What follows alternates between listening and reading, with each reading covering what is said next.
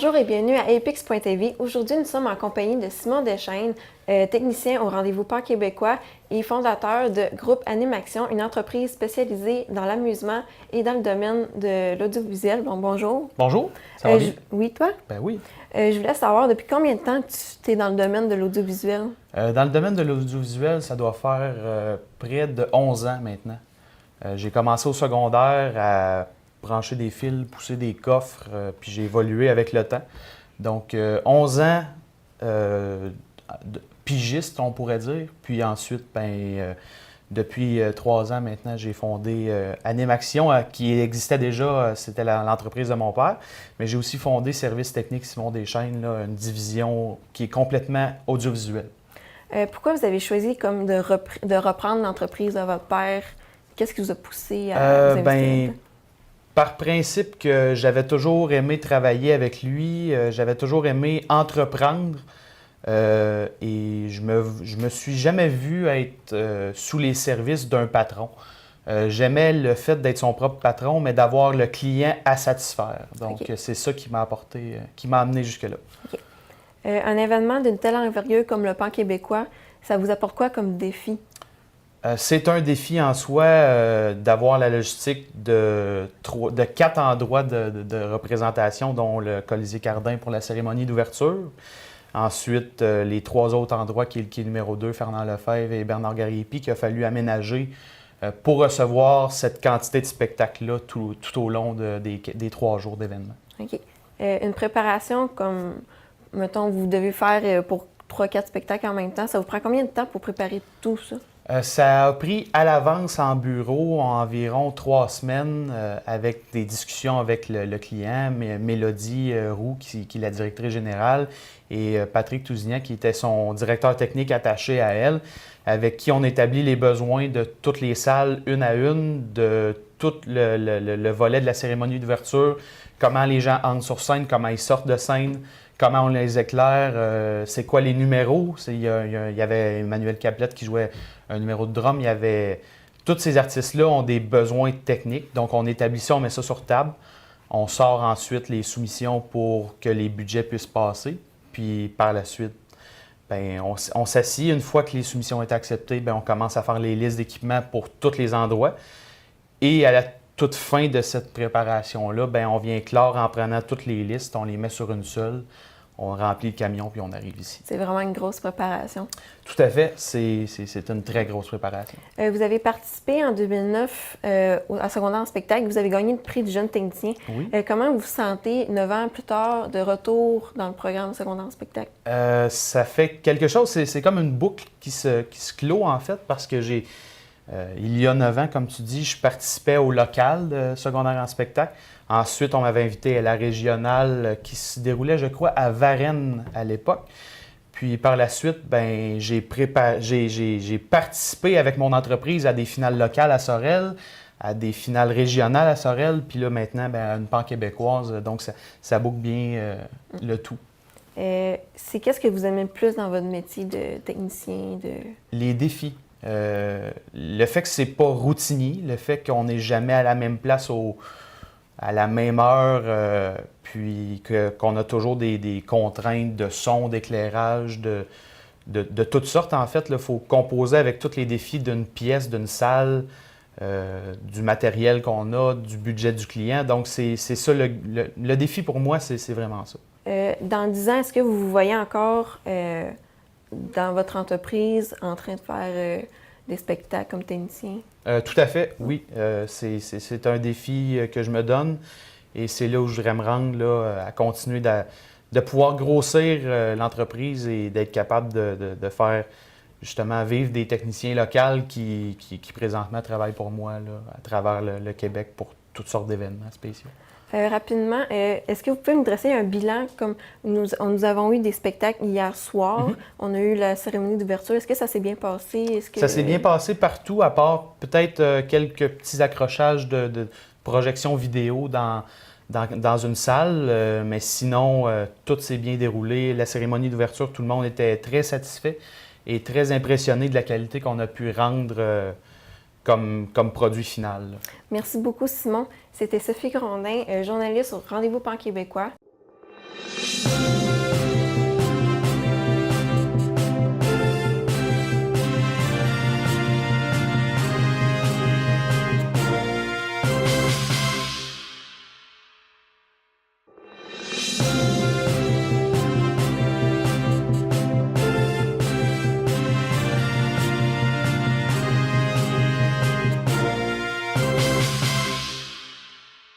Bonjour et bienvenue au Epic Studio pour le 17e rendez-vous du Pan québécois. Mon nom est Sébastien Lévesque et je suis accompagné de Daphné Bernier, une bénévole à cet événement.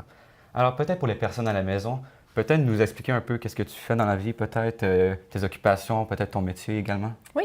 Moi, je travaille pour Desjardins.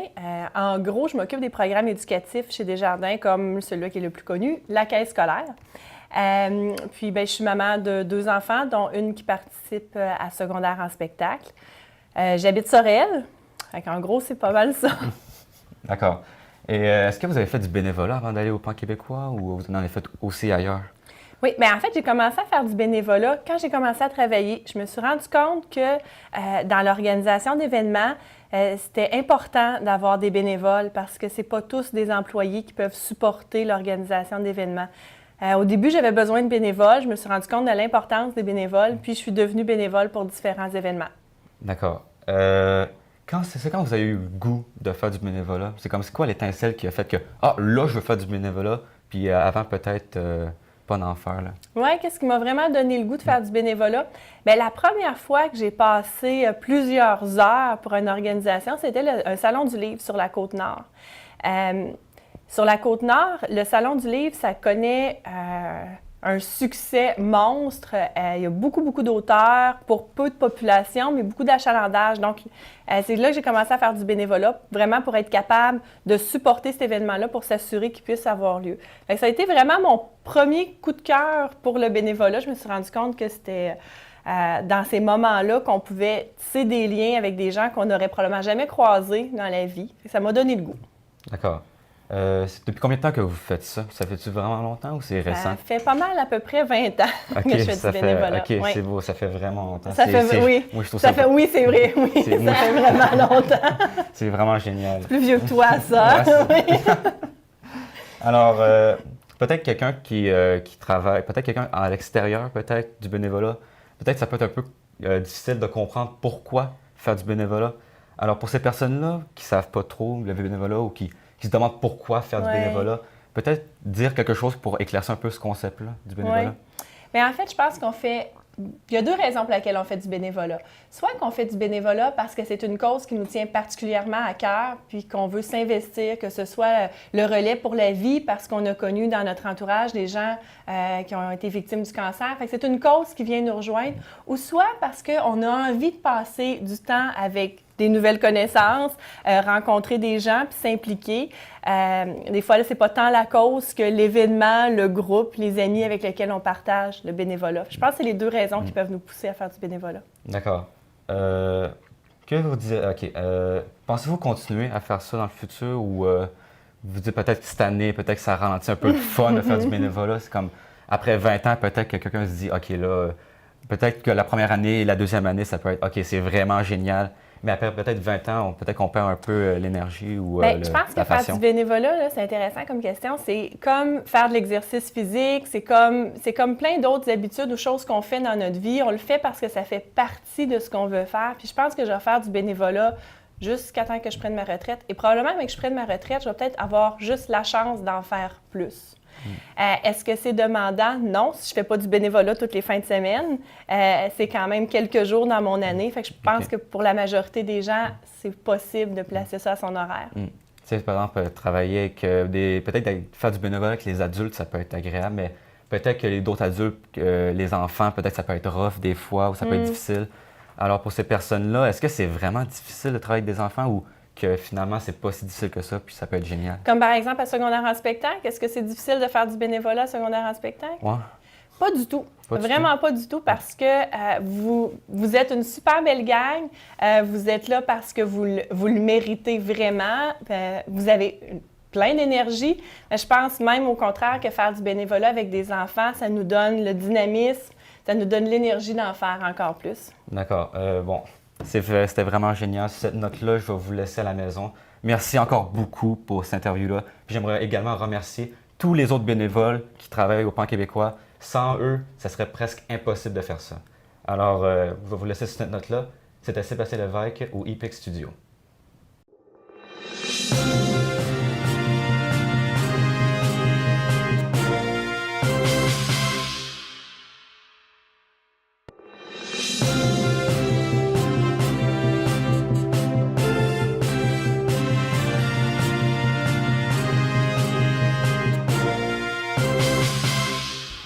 Bonjour, donc aujourd'hui nous sommes au rendez-vous Pan québécois 2017. Je m'appelle Maëve Grant et je suis en compagnie de Mehdi Boustaïden, animateur du spectacle d'ouverture. Humoriste, improviste, scénariste, il vit de sa passion. Diplômé de l'École nationale de l'humour, il est reconnu pour son rôle dans la série MED à VRAC TV. Lors de ses études au secondaire, il a également participé au rendez-vous Pan québécois. Donc, bonjour Mehdi. Salut, t'as oublié de dire que j'ai travaillé au McDo sur De Castelnau.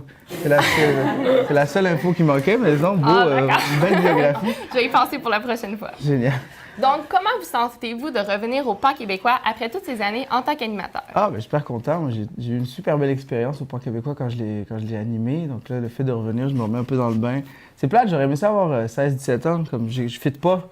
Là, je suis comme l'adulte plate qui check, mais j'aimerais ça revenir avec les jeunes, chiller avec eux, puis avoir autant de fun que j'avais eu avant. Mais là, j'étais avec les bénévoles plates qui boivent du café dans un coin puis qui ont hâte de retourner chez eux.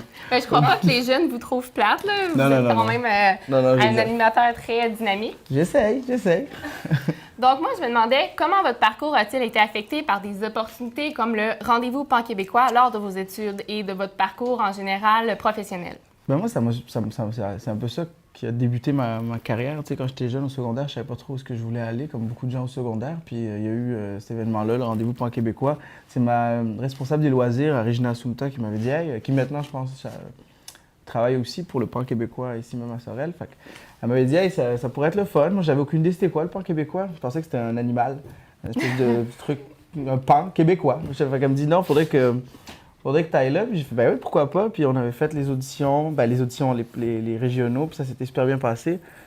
Puis j'ai été pris, puis on a animé ici. Je me rappelle plus dans quelle ville moi j'étais allé, c'est plate, ça c'est nul.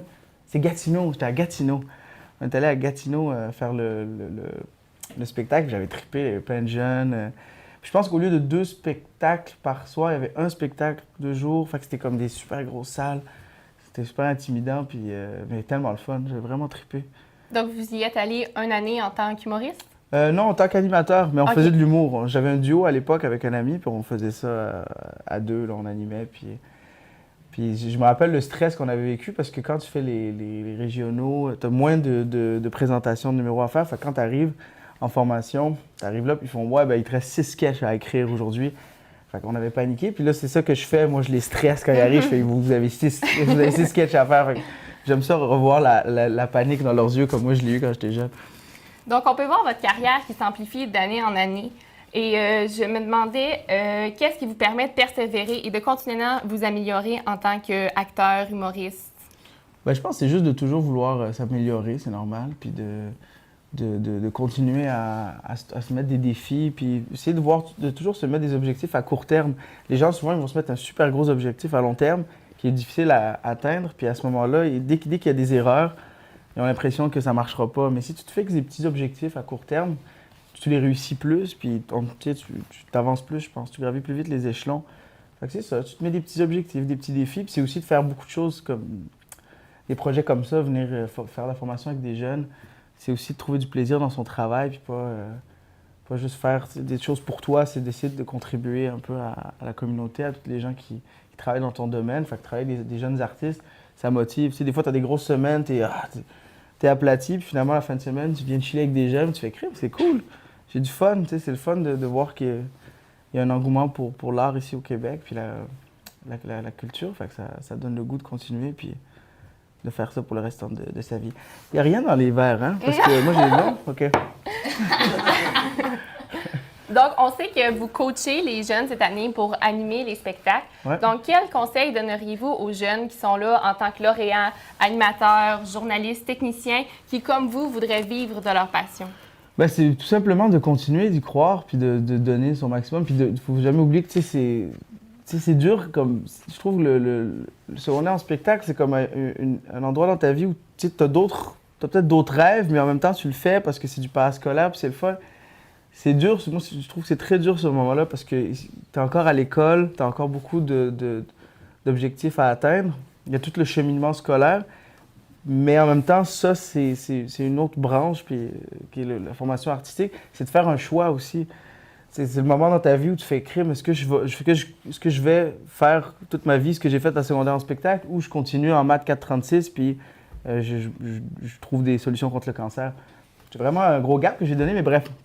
Et fait que c'est ça, je leur dirais, si ça que vous voulez faire, posez-vous la question si c'est ça que vous aimez le plus faire au monde, jetez-vous, faites-le à fond, puis faites rien à moitié. Je pense que c'est la meilleure manière de réussir, c'est vraiment tout sacrifier puis d'y aller dans cette branche-là. C'est ça que moi j'ai fait, c'est ça qui m'a aidé. Je pense qu'il ne faut pas courir deux lièvres en même temps, c'est mon père qui disait ça. En fait, il ne l'a jamais dit, mais je veux dire qu'il l'a dit. Puis je trouve que c'est important là, de faire un choix. C'est triste parce que c'est jeune pour faire un choix, mais plus jeune tu prends cette décision-là, plus vite tu vas être dans le domaine que tu veux être. Donc, merci beaucoup, Mehdi, pour votre implication envers les jeunes et bonne continuation dans votre ça carrière. fait plaisir. Puis si jamais vous... heureusement qu'il n'y avait rien. Si jamais vous... Merci, c'est très gentil de m'avoir reçu. Et c'est très bien exécuté comme entrevue. Merci. Merci.